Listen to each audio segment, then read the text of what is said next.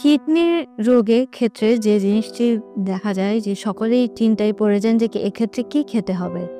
প্রথমে যেটা বলবো, কিডনির ডায়েট প্ল্যান করতে গেলে যে জিনিসটা করতে হবে, আমরা নিউট্রিশনসটা করে থাকি যাতে কিডনির ফাংশন ঠিকমতো থাকে এবং রোগ প্রতিরোধ ক্ষমতাতে যাতে কোনো নেগেটিভ ইম্প্যাক্ট না পড়ে। সেক্ষেত্রে প্রথমেই যে জিনিসটা বলবো, সবাই প্রোটিন রেস্ট্রিকশন করতে যান।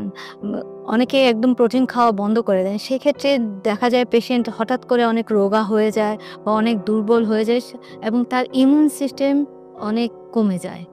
সেক্ষেত্রে নর্মালি যে পেশেন্টকে, একজন নর্মাল পেশেন্ট 0.8 গ্রাম পার কেজি বডি ওয়েটে প্রোটিন খেতে পারে, কিন্তু কিডনি রোগীর ক্ষেত্রে সেটা পার্সেন্ট টু পার্সেন্ট ভ্যারি করে এবং তাদের স্টেজ অনুযায়ী তাদের কী পরিমাণ প্রোটিন দেওয়া হবে সেটা কিন্তু নির্ভর করে। তাই কিডনির সমস্যা দেখা দিলেই প্রোটিনের একদম বন্ধ করে দিবেন না।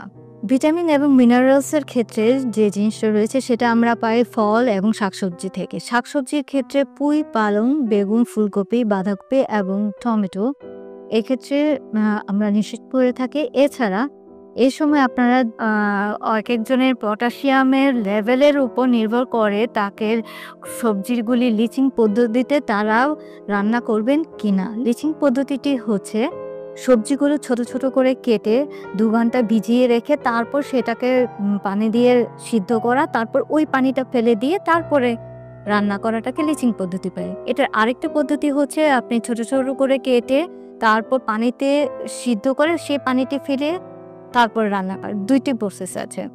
তো সেটা নির্ভর করছে রোগীর পটাশিয়াম লেভেল কোন পর্যায়ে আছে সেটার উপর।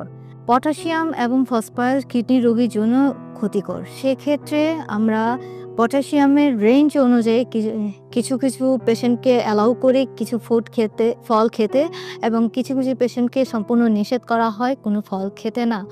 আপেল, পেয়ারা সেটা বিচি ফেলে, নাশপাতি, আনারস, পেঁপে এই ফলগুলি কিডনি পেশেন্টরা খেতে পারেন। চলে আসি কার্বোহাইড্রেটের কথা। কার্বোহাইড্রেট জাতীয় খাবার হচ্ছে ভাত, রুটি, মুড়ি, চিড়া এই জাতীয় খাবার। এই জাতীয় খাবার কিডনি রোগীরা খেতেই পারেন, তাদের ক্ষেত্রে কোনো রেস্ট্রিকশন নেই। কিন্তু তাদের যদি কিডনির সাথে সাথে ডায়াবেটিস থেকে থাকে তাহলে সেই ক্ষেত্রে রেস্ট্রিকশন আছে। তার যদি ডায়াবেটিস আনকন্ট্রোল থাকে এবং তার কিডনির কোন স্টেজে আছে সেই অনুযায়ী তার কার্বোহাইড্রেটের পরিমাণ একজন পুষ্টিবিদ নির্ধারণ করে দেন। এছাড়া ফ্যাট জাতীয় খাবার কিডনি রোগীরা নর্মালি খেতে পারবেন, কিন্তু অতিরিক্ত ভাজা ভুনা জাতীয় খাবার তাদের অ্যাভয়েড করতে হবে। অতিরিক্ত লবণ জাতীয় খাবার কিডনি রোগীদের অ্যাভয়েড করতে হবে, কারণ লবণে যে সোডিয়াম থাকে সেটা কিডনির জন্য অনেক ক্ষতিকর। সো লবণে নর্মালি একজন পেশেন্টের 5 গ্রাম বা 1 চা চামচ লবণ খেতে পারেন, সেটা সারাদিনের খাবারের মধ্যে। তা সেটাকে তাদেরকে এর চেয়ে বেশি যাতে না হয় সেদিকে লক্ষ্য রাখতে হবে, তার চেয়ে কম হলে ভালো। একজন কিডনি রোগী যদি এভাবে তার খাদ্য তালিকা মেনটেন করে থাকেন তাহলে উনি সুস্থ থাকতে পারবেন। আপনাদের স্বাস্থ্য বিষয়ে সচেতন করার জন্যই আমাদের এই আয়োজন। তাই প্রতিনিয়ত স্বাস্থ্য বিষয়ে বিভিন্ন টিপস পেতে আমাদের চ্যানেলটি সাবস্ক্রাইব করুন এবং বেশি বেশি লাইক ও শেয়ারের মাধ্যমে সবাইকে আমাদের সঙ্গে সংযুক্ত হবার সুযোগ করে দিন। ডায়াবেটিস চিকিৎসায় 3D বলে একটি কথা আছে। এই 3D কি? 3D মূলত ডায়েট, ডিসিপ্লিন এবং ড্রাগস। আপনি কিভাবে ডিসিপ্লিন মেনে চলবেন, আপনি কি ওষুধ গ্রহণ করবেন এবং আপনার খাবার দাবারের নিয়ম কেমন হবে এ বিষয়ে সঠিক পরামর্শ দিতে পারবেন ডায়াবেটিস রোগ বিষয়ে অভিজ্ঞ একজন চিকিৎসক।